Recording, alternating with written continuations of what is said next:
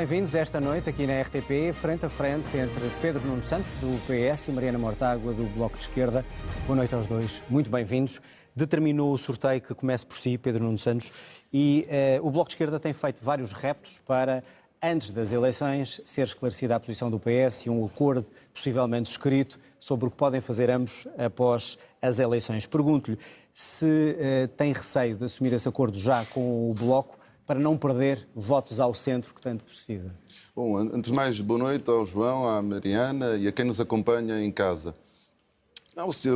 Quer dizer, ainda não foi feito nenhum repto, foi feito em público aqui ainda não, mas quer dizer, se fosse para fazer algum acordo pré-eleitoral, tínhamos feito uma coligação pré-eleitoral. Não fizemos, cada partido está a defender o seu programa, é isso que nós estamos a fazer, concentrados no nosso programa, em apresentá-lo aos portugueses, mobilizar os portugueses para o Partido Socialista ter uma vitória no dia 10 de março. É só nisso que nós estamos concentrados e nada mais do que isso. Fez aqui um apelo ao voto útil quando esteve aqui o Rui Tavares.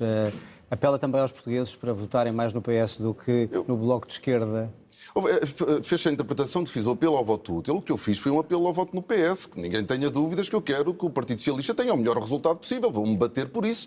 Quer dizer, entre o Bloco e o Partido Socialista, eu prefiro que as pessoas votem no Partido Socialista. Isso ninguém tenha dúvidas, como é evidente. Mas se assumisse um possível acordo com o Bloco depois, poderia perder eleitorado de centro?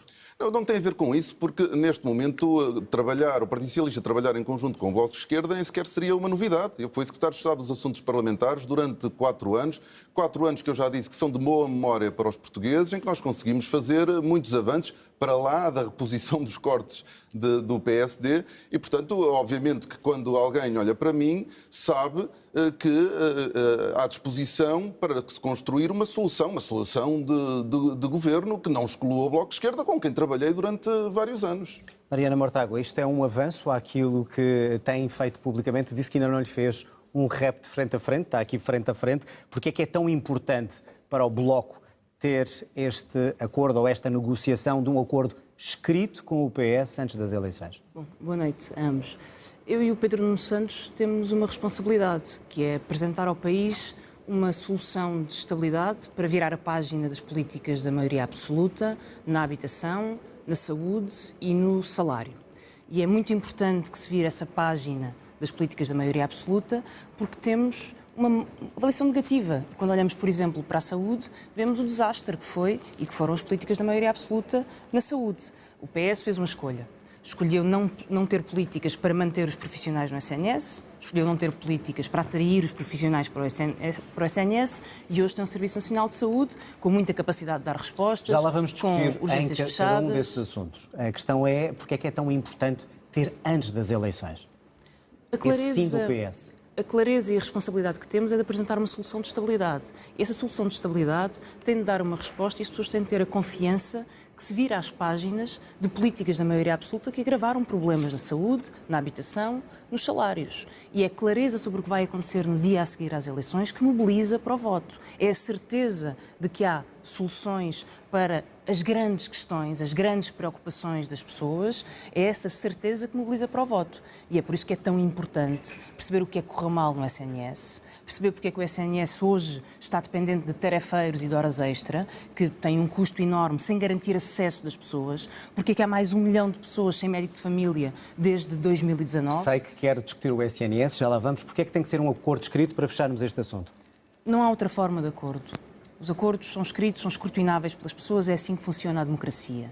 E a nossa responsabilidade aqui é de encontrar soluções. E a minha é de trazer soluções para o debate e de encontrar quais são os problemas. Há um problema no SNS e quero resolvê-lo. E para isso tenho propostas concretas. Exclusividade de profissionais no SNS, carreiras, salários, muito bem. Para manter no o SNS, acesso já lá das vamos, não é pessoas. por aí que começamos. Só para encerrar isto, Pedro Nuno Santos, um acordo escrito seria algo impensável agora? Pré-eleitoral, claramente, quer dizer, nem sequer tem sentido. Nós estamos a defender o nosso programa e defenderemos-lo até ao dia 10 de março. Quanto a acordos escritos, foi exatamente aquilo que eu sempre defendi e nós tivemos nessa primeira legislatura e funcionou bem, desse ponto de vista. Muito bem, vamos então avançar. Não começamos pelo SNS, já lá iremos. Mas iremos, porque iremos, não. gostava de poder... Prometo-vos que sim, até Obrigado. porque foram ditas aqui algumas coisas que têm que responder. Crise da Justiça. A atualidade assim o impõe. Estamos a assistir uma espécie de... Estamos a assistir uma crise na Justiça e, sobretudo, de alguma crença de que a Justiça funciona. Pergunto-lhe, mantém a confiança depois do esclarecimento que tivemos na Procuradora-Geral da República?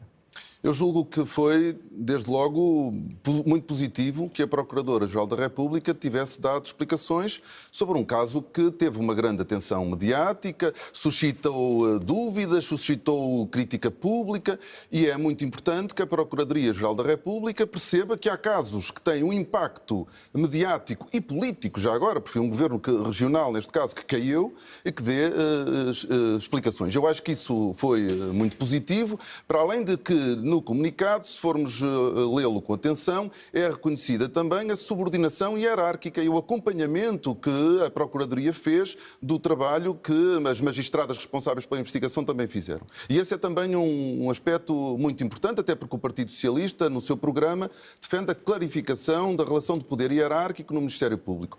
A autonomia total face, a autonomia externa face ao Governo. Clarificação daquele que é o poder, a relação de poder autárquico interno, porque a subordinação hierárquica, tal como a autonomia, está prevista e consagrada na Constituição da República Portuguesa.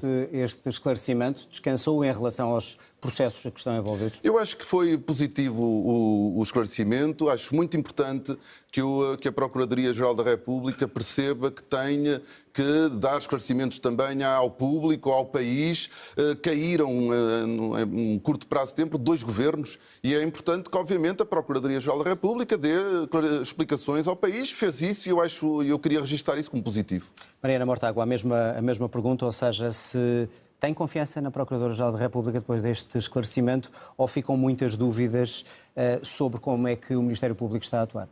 Confio na Justiça e acho que tenho dito desde o início também. A Procuradora, não era tanto na Justiça? É importante que a Procuradora dê a cara e possa dar explicações, por isso mesmo, porque a Justiça faz parte da democracia e é importante que essas explicações sejam dadas. Há 2 princípios constitucionais que se aplicam ao Ministério Público. O primeiro é da total independência, que está garantida, tem que estar garantida da atuação do Ministério Público, independência e autonomia.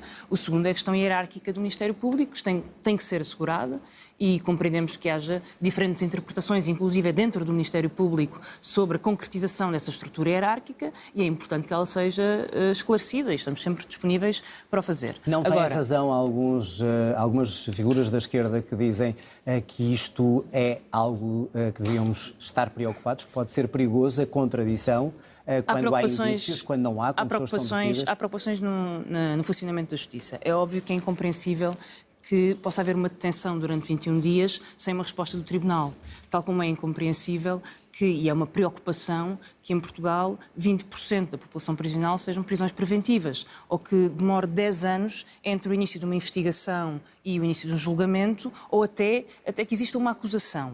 Há questões de morosidade da Justiça que têm que ser resolvidas e com meios... é o quê? Mudar algumas das regras da Justiça? Quer dizer, meios, investigação, condições de trabalho a quem trabalha na Justiça, aos oficiais de Justiça, por exemplo, mas há também que garantir o acesso. E garantir o acesso quer dizer que não pode haver uma Justiça para ricos e outras para pobres, por causa das... A partir do momento em que o acesso é tão dificultado com as custas judiciais, por exemplo, isso é um problema de acesso à Justiça. E essas são as nossas preocupações. Pedro Nuno Santos, para fecharmos o assunto da Justiça, com o diagnóstico que fez e depois daquilo que a Procuradora disse, e com os casos que estamos a assistir, devem ou não ser feitas mudanças ou, porque isto tudo estará a acontecer e envolver vários partidos, não é o tempo para essas mudanças? É sempre o tempo de fazer uma reforma de qualquer área e também da Justiça. E nós temos que fazer esse debate. Aquilo que eu sempre disse e continuarei muito firme nisso, eu não faço comentários sobre casos judiciais em concreto. Agora, isso não nos deve impedir de discutir a Justiça do ponto de vista geral.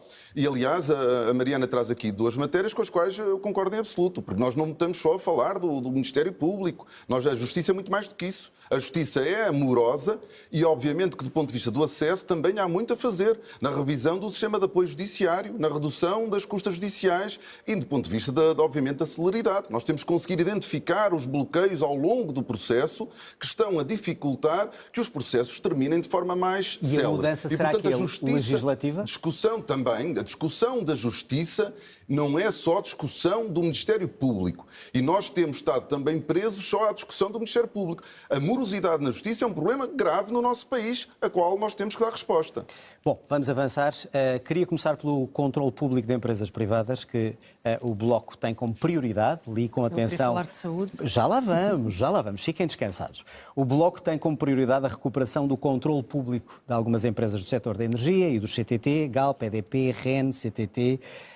Está disponível, isto é um ponto de honra, ou está disponível a abdicar destas propostas do Bloco, se tiver que se entender com o PS? Em primeiro lugar, uma questão de avaliação e de balanço. As privatizações em Portugal foram um desastre. Perdemos a maior e a melhor empresa tecnológica portuguesa, que era a Portugal Telecom, que andou perdida entre interesses privados à guerra, como o Grupo Espírito Santo, e foi destruída nesse processo, e depois foi entregue à Altice, cujo CEO foi detido por burla da própria empresa e por venda de património e dilapidação de património da própria empresa. Não há soberania estratégica, nem uma política industrial sem capacidade do Estado para poder ter empresas que são centrais, não só nas suas infraestruturas, como centrais para a capacidade de criar polos tecnológicos, como era a Portugal Telecom, e foi destruída. A prioridade do Bloco de Esquerda para esta legislatura, como já tivemos a oportunidade de dizer, centra-se na REN e por uma razão. A REN é quem gera a estrutura elétrica do país, é a rede energética nacional. E não era só a REN. Centra-se na REN, porque gera a estrutura elétrica nacional e temos prioridades para poder ter controle do centro de gestão da REN, estimamos que isso seja 50 milhões, e para ter uma posição de controle na REN. E Galp e EDP? Não faz nenhum sentido que a estrutura elétrica pertença ao Estado chinês. Quanto à Galp e à EDP? Há uma posição de princípio sobre empresas que são estratégicas para o país. As prioridades do Bloco de Esquerda e o plano que apresentamos para esta legislatura é uma posição de controle no CTT. São pouquíssimos os países que privatizaram o CTT, o serviço é mau, não faz nenhum sentido, e é uma posição de controle na REN. E são essas as medidas que quantificamos. Quando dizem renacionalização da EDP e Galp como objetivos de soberania económica. E são objetivos de soberania. Para esta legislatura, as posições e as prioridades que defendemos são uma posição de controle na REN, que está quantificada no seu custo, e uma posição de controle no CTT. E EDP e Galp? São uma prioridade, não são a prioridade para esta legislatura e, por isso, não os quantificamos. Nacionalização da ANA? A questão é qual é o sentido de privatizar todos os aeroportos, numa empresa que já pagou aos seus acionistas. Eu penso que recuperar o controle estratégico dos aeroportos é uma condição de soberania da economia portuguesa e do país.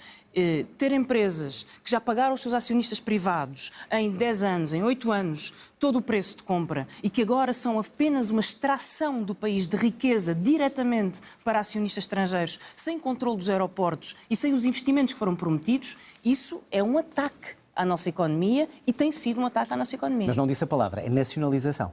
Eu penso que é necessário recuperar o controle estratégico e nacionalizar setores que são estratégicos. Está aqui escrito na página. E nacionalizar que são setores estratégicos. As prioridades do Bloco estão quantificadas e estão expressas no nosso programa REN e CTT. Pedro Nuno Santos, pergunto-lhe se concorda com esta necessidade que o Bloco diz de recuperar o controle e a gestão pública destas empresas. Eu fui sempre muito crítico da grande parte das privatizações que foram sendo feitas e daquilo que o país ganhou com elas. Mas, entretanto, o que vai lá atrás, lá vai. E nós, neste momento, temos outras prioridades. Temos muitos problemas no país a que temos que dar resposta. E nós precisamos de capacidade financeira do país, que não é ilimitada. E, de facto, para nós isso não é uma prioridade. Não só não é uma prioridade, como nem sequer está no nosso horizonte reverter nenhuma das privatizações. Isso não quer dizer que elas tenham sido bem feitas.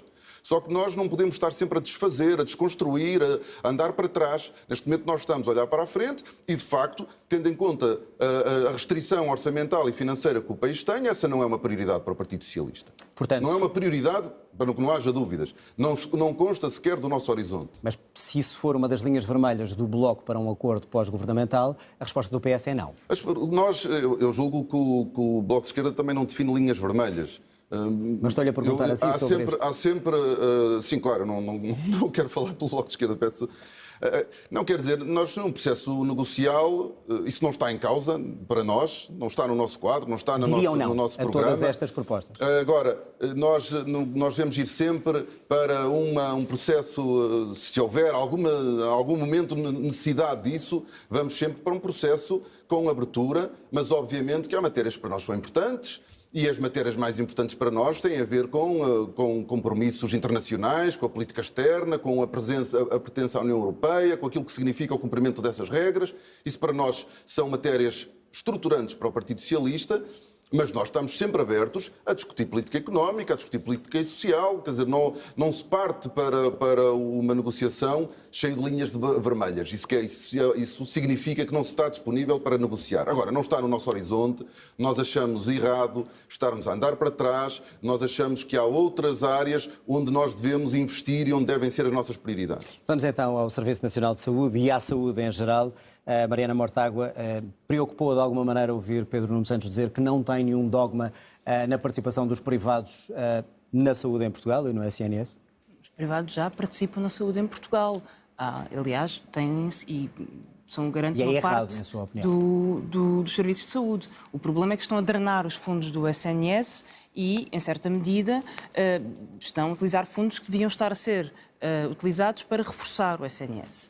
A estratégia que a maioria absoluta do Partido Socialista adotou para o SNS falhou, como tive a oportunidade de dizer há pouco. Escolheu não recrutar novos profissionais, não ter condições para os manter no SNS. E por isso tem um SNS dependente de utilização de horas extra ilegais, na verdade, que ultrapassam em muito o limite legal, e dependente de tarefeiros. E por isso há mais 1 milhão de pessoas desde 2019 sem médico de família e, por isso, há um acesso dificultado às urgências, com as urgências a fechar de forma rotativa. Foi uma estratégia que falhou e é preciso encontrar soluções para reter, manter, contratar profissionais para o SNS. E essas soluções implicam um regime de exclusividade que garanta e que é aceite pelos profissionais do SNS e implicam carreiras e salários para conseguir manter no SNS os profissionais que garantem o melhor serviço e que garantem que o SNS consegue ter a cobertura e a abrangência para prestar um serviço de qualidade a todos. E a minha pergunta é, isso significa retirar tudo o que é privado do SNS? Acha que na situação de emergência em que estamos, se deixássemos aquilo que temos fornecido por parte dos privados, a nossa saúde melhorava? Esta pergunta não faz qualquer sentido, porque quem hoje precisa de aceder à saúde, e uma vez que o SNS já contratualiza com privados onde não pode chegar... A minha pergunta é se devem retirar os privados. Deve conseguir aceder à saúde.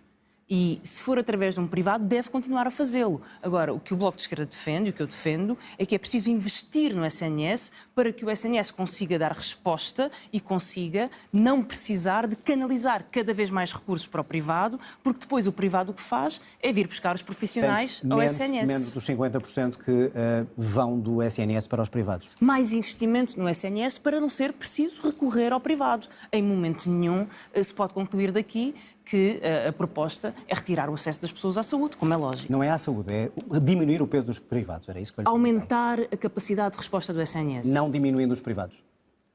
É evidente que se o SNS consegue ter mais resposta e se isso dispensa o que é neste momento contratualizado com o privado, isso é benéfico para as pessoas e é benéfico para o SNS. Pedro Nuno Santos, a acusação de que falhou a política que os governos de que fez parte fizeram e a seguir a proposta do PS, incluindo privados para a saúde. Nós temos aqui uma preocupação comum e eu não tenho a menor dúvida que tanto o Bloco de Esquerda como o Partido Socialista querem defender o Serviço Nacional de Saúde e investir no Serviço Nacional de Saúde.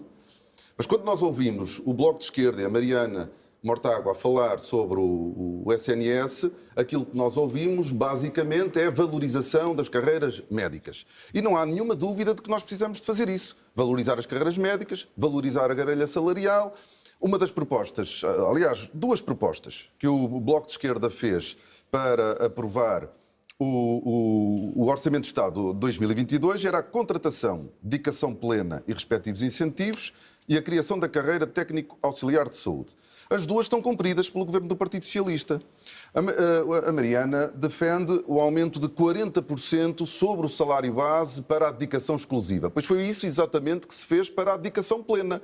E nós já tivemos 2.000 médicos a aderir ao regime de dedicação plena em janeiro. Mas o problema do SNS e salvar o SNS não é só valorizar as carreiras médicas ou as carreiras de todos os profissionais de saúde. Nós temos de fazer isso, mas nós temos de fazer melhorias organizativas. E é muito importante que se faça esse debate e que a esquerda faça esse debate. Com os privados ou não? Desde logo no SNS há muito trabalho para fazer. E nós temos de reforçar os cuidados de saúde primário, generalizando as unidades de saúde familiar tipo B, para conseguirmos dar resposta à procura que nós temos desde logo de cuidados de saúde primário. Nós temos que dotar os centros de saúde de meios complementares de diagnóstico que permitam fazer alguns exames e análises nos centros de saúde, evitando a necessidade de ir aos hospitais. Nós temos que dar mais autonomia aos nossos hospitais com a criação dos centros de responsabilidade integrada para permitir mais facilmente aos hospitais públicos, com gestão pública, conseguir reduzir as listas de espera. E nós temos que olhar para o envelhecimento de forma diferente que temos feito. O serviço de saúde e o serviço social têm que trabalhar em conjunto. Isso é um mea-culpa do que não foi feito? Permita-me terminar para percebermos que, para o Partido Socialista, para além da valorização dos profissionais de saúde, há uma ideia sobre a reforma que nós temos que fazer. E nós temos que reforçar as equipas que fazem hospitalização domiciliária junto dos nossos idosos para que eles não tenham que ir aos hospitais. Nós temos que ter equipas médicas que trabalhem com os médicos dos lares, das unidades residenciais para idosos, para que estes não tenham que ir aos hospitais e às urgências. E temos que permitir aos médicos que trabalham nas unidades residenciais para idosos a possibilidade de prescreverem exames e medicamentos para que os idosos não tenham de ir aos hospitais. E se nós conseguirmos fazer estas melhorias organizativas, nós vamos ter o SNS a funcionar melhor e a responder melhor. A pergunta era se isso é um assumir de que correu mal, como disse a Mariana Mortágua até agora. Ainda hoje nós soubemos todos que o SNS está a produzir mais do que nunca. Mais consultas, mais cirurgias. O que acontece é que nós temos uma população a envelhecer e a consumir mais cuidados de saúde. E o Serviço Nacional de Saúde não acompanhou, como deveria ter acompanhado, esse envelhecimento. Connosco e comigo, nós vamos acompanhar, dar resposta às novas necessidades que a população portuguesa tem de cuidados de saúde. Pedro Nuno Santos, em relação aos privados, que acabou por não me responder, admite, por exemplo, o regresso das PPP, para que fique claro de uma vez por todas. Eu julgo que nós temos, se nós dermos às administrações hospitalares, dos hospitais públicos, a autonomia que nós dávamos às PPPs, nós vamos ter boas respostas dos hospitais públicos. E, portanto, não há dogmas do lado do PS, mas nós queremos apostar no SNS, na capacidade da gestão pública do SNS e dos hospitais públicos. E nós temos a certeza que, com as regras certas, com a autonomia que é devida à administração pública dos hospitais, nós vamos ter também um melhor trabalho por parte das administrações. Quando diz que não há dogmas, se for preciso PPP, o PS não se oporá a isso. O nosso foco é o SNS e usar os recursos públicos para melhorar os nossos hospitais, os nossos centros de saúde. Como a Mariana, aliás, já disse noutros debates, quando nós desviamos recursos para o privado, porque o privado não tem capacidade excedentária por usar. E, portanto, aquilo que nós estaríamos a fazer era descapitalizar de recursos humanos, de médicos, de enfermeiros, o Serviço Nacional de Saúde. Mariana Mortágua, a questão dos privados do PS é o PS a não ter dogmas e eu pergunto-lhe se a visão que o PS tem encaixa naquela que o Bloco tem. Eu quero responder. É óbvio que é preciso alargar o SNS a novas valências, tem uma população envelhecida e cada vez mais é preciso um SNS com mais capacidade de resposta. Nada disso se faz sem profissionais. E ao mesmo tempo que o Pedro Nuno diz que é preciso reforçar os cuidados primários de saúde, centros de saúde, houve em dezembro de 2023 um concurso para 900 médicos de família em que concorreram 143 pessoas. E eu pergunto-lhe porquê. E a resposta é simples, porque o SNS é incapaz de reter profissionais. E o próprio regime de exclusividade, de que falou há pouco, sabe bem que não tem nada a ver com a proposta do Bloco de Esquerda. Tanto que não tem nada a ver que o próprio PS, no seu programa, fala em estudar um regime de dedicação plena e até ponderar exclusividade, sem nunca dizer o que isso quer dizer. Aliás, o programa do Partido Socialista tem poucas contas, poucas metas, poucos objetivos desse ponto de vista, mas exclusividade não tem nada a ver com aquilo que neste momento está em vigor. O Pedro Nuno diz 2.000 médicos. Nunca diz que 2.000 médicos são 6% dos médicos. Não, no primeiro mês. É muito diferente. No primeiro mês do regime. Os profissionais não aceitaram esse regime porque implica horas extraordinárias. E a aplicação exclusiva iam aceitar, Mariana. Implica horas extraordinárias acima daquilo que querem quando os profissionais precisam de trabalhar menos horas, porque é-lhes exigido que trabalhem horas extraordinárias muito para além do limite legal. Sabe, tão bem como eu, que o que está em vigor não é um regime de exclusividade. É um regime que não foi nem aceito pelos profissionais, na verdade, foi imposto aos profissionais e que abrange 6% dos profissionais. Não, e a prova... primeiro mês, foi só no primeiro mês, aderiram no primeiro mês. A prova que não foi encontrada nenhuma solução é que faltam 10 mil enfermeiros no SNS, que os concursos de médicos de família ficam vazios e que o SNS é incapaz de responder a quem precisa. Qualquer reforma do SNS tem que ser capaz de reter profissionais e de manter profissionais para dar resposta, todo o tipo de profissionais. E é impossível fazer isso sem um regime de exclusividade a sério, que os profissionais aceitem, que não os obriga a trabalhar mais de 250 horas de horas extraordinárias, que é o que agora estão a ser obrigados a fazer, e é preciso carreiras. Há uma coisa que eu tenho a certeza para finalizar, que não salva o SNS. Mariana Mortágua. É uma guerra aberta com os profissionais durante anos, enquanto os profissionais vão saindo do SNS. E é por isso que a maioria absoluta fracassou e que é preciso respostas diferentes para salvar o SNS. Temos que avançar. Quer responder a alguma das coisas que ela disse para passarmos ao próximo assunto? Só para dizer que a Mariana, mais uma vez, insiste apenas na questão dos médicos. O problema da SNS é muito para lá disso, mas a proposta que faz é 40% em cima do... Profissionais de saúde todos. 40% em cima do salário base para a dedicação exclusiva.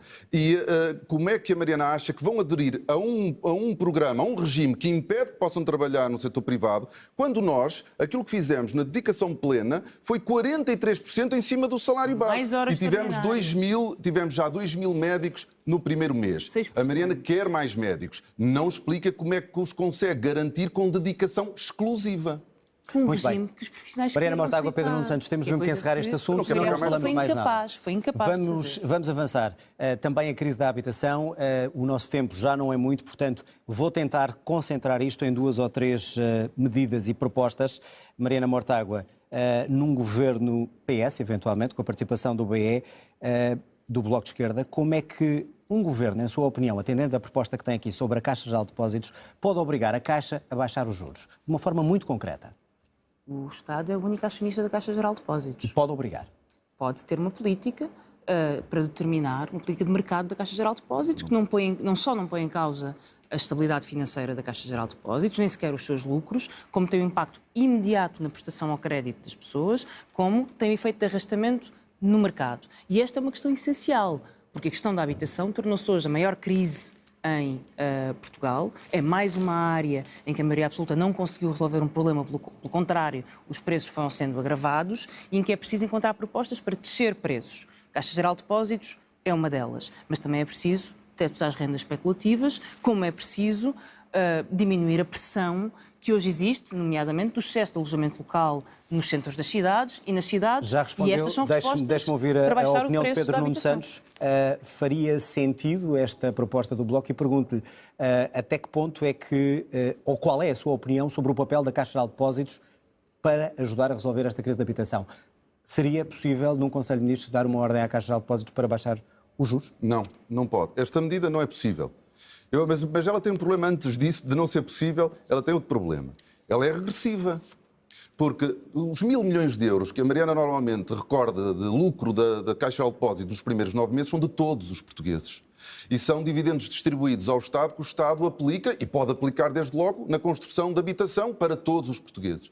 A proposta do Bloco dirige-se apenas aos que têm crédito na Caixa Geral de Depósitos, reduzindo o lucro de todos para benefício dos detentores de crédito na Caixa Geral de Depósitos. Isso não quer dizer que não haja um problema. Há um problema. Só que esta é uma medida regressiva, não é uma medida que seja justa socialmente. E depois tem um problema.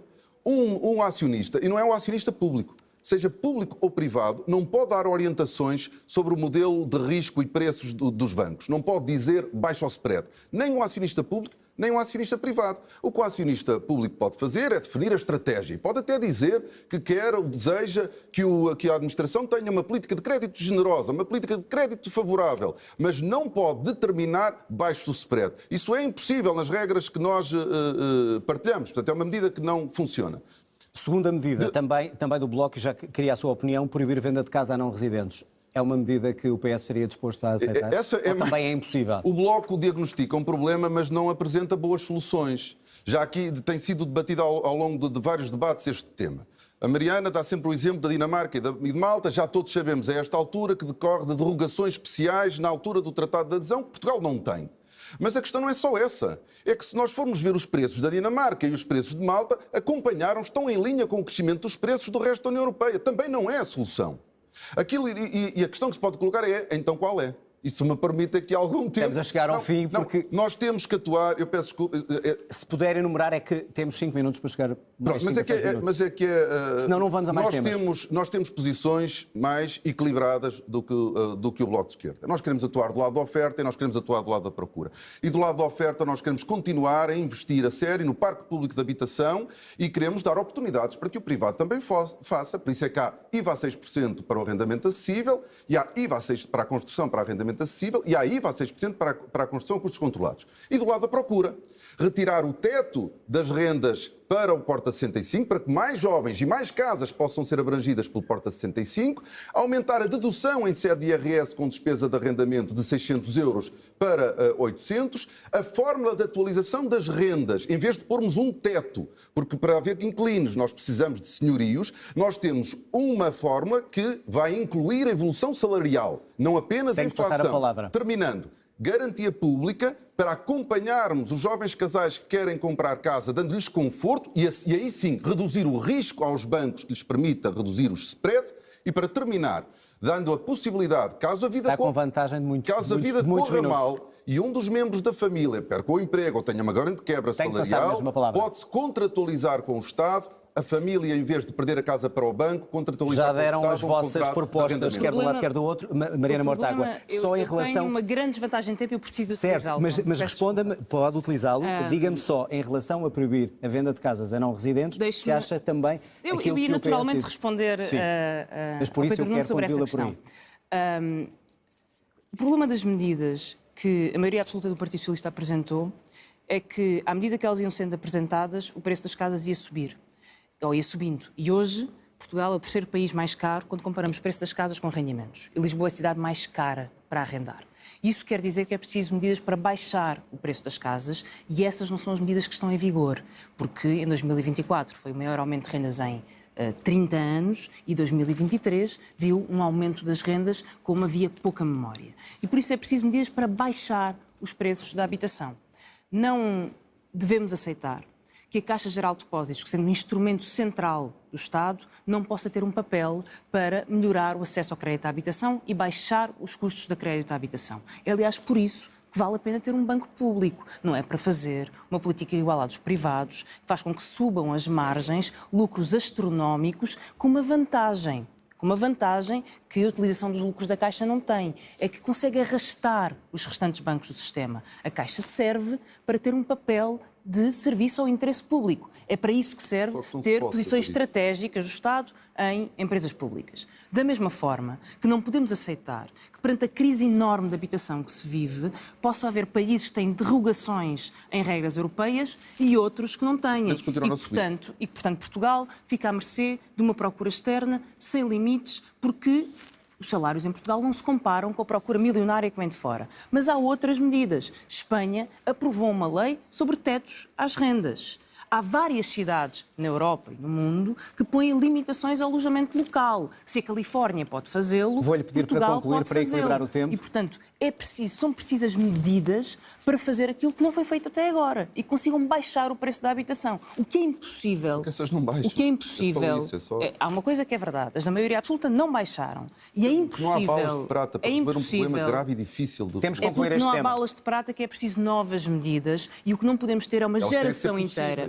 Eu estou com algum déficit de tempo e pretendo usá-lo. Não, mas há uma geração inteira que não consegue pagar casa com o seu salário. E esse é o maior fator que faz com que os jovens saiam de Portugal. Precisa aumentar salários e baixar o preço das casas. E não me respondeu, só para terminar, se as duas medidas são possíveis. Eu expliquei com detalhe porque é que acho que são possíveis e necessárias ao país, ilegais. Para além de outras. Muito bem. Não são ilegais, peço desculpa, mas não são ilegais. Não estava só a pôr aqui os argumentos que estavam em cima da mesa. Temos mesmo que terminar, temos poucos minutos e não queria, nesta altura em que o mundo atravessa grandes confusões, quer na Rússia, quer na Ucrânia, como sabem, Médio Oriente, etc. A pergunta é muito concreta porque temos cerca de 3 minutos. Terminar, certo? Na verdade, quem termina é Mariana Mortágua. Pergunto-lhe, muito sinceramente, deve ou não Portugal gastar mais em defesa? É uma opinião perante as ameaças do mundo. Nós temos um compromisso com a NATO que devemos cumprir. Quer dizer, o país assumiu como compromisso atingir os 2% com despesa militar e esse compromisso deve ser assumido. Nós ainda estamos longe, estamos a fazer um caminho. Ele deve ser feito também, já agora, sempre com o objetivo de aproveitarmos essa despesa para investirmos e modernizarmos a nossa indústria. Cumprir os nossos compromissos internacionais é fundamental. Nós vivemos num tempo de grande incerteza. Portugal tem um papel de grande respeitabilidade no mundo e esse papel deve ser exercido. Eu queria, aliás, curvar-me perante Alexei Navalny, pela coragem que teve em defender a liberdade, em defender as suas convicções. E é muito raro hoje em dia. Portugal tem um papel no mundo que deve defender, deve preservar, e obviamente que a política externa deve ser acompanhada pela política de defesa e nós defendemos esse aumento do orçamento para a defesa. Nós temos esse compromisso assumido com os nossos parceiros da Aliança Atlântica e nós queremos cumprir esse compromisso, mas deixe-me dizer, com consequências positivas na indústria portuguesa. Mariana Mortágua, cabe-lhe a si terminar e pergunto-lhe se deve Portugal gastar mais ou não perante o mundo como está. Portugal tem, para já, garantir transparência no orçamento da defesa, que é uma coisa que tem existido muito pouca, com suspeitas que penso que não devem permanecer, e por isso defendemos uma auditoria ao orçamento da defesa, tal como defendemos um reforço da cooperação a nível europeu, para que a União Europeia possa ter um papel autónomo e não subjugar-se a interesses alheios. Quanto à questão industrial, parece-me que é do interesse de todos que se invista na indústria portuguesa e que possa haver polos tecnológicos em Mas o orçamento do Estado para a defesa, sim ou não? E atendendo à questão da NATO? Para já, temos um orçamento? Para já, transparência. Em segundo lugar, reforçar mecanismos de cooperação a nível europeu, de defesa, porque é isso que nos garante autonomia. Eu quero, muito brevemente, em 2 segundos, deixar 2 certezas sobre este debate, ou 3 certezas. E a primeira é que não vai haver uma maioria absoluta e sabemos que não vai haver. E, portanto, a única hipótese de haver uma solução estável neste país é de haver um entendimento com a esquerda e esse entendimento tem de ser para virar a página da maioria absoluta, precisamente nos temas que aqui falámos.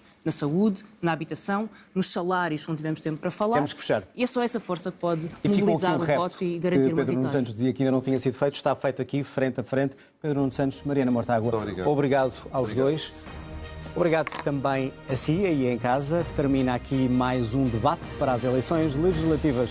O último frente a frente vai ser na próxima segunda-feira, às 21 horas, em direto do Capitólio, em Lisboa. Vão estar frente a frente Pedro Nuno Santos e Luís Montenegro. Tenham uma boa noite, bom fim de semana e até segunda.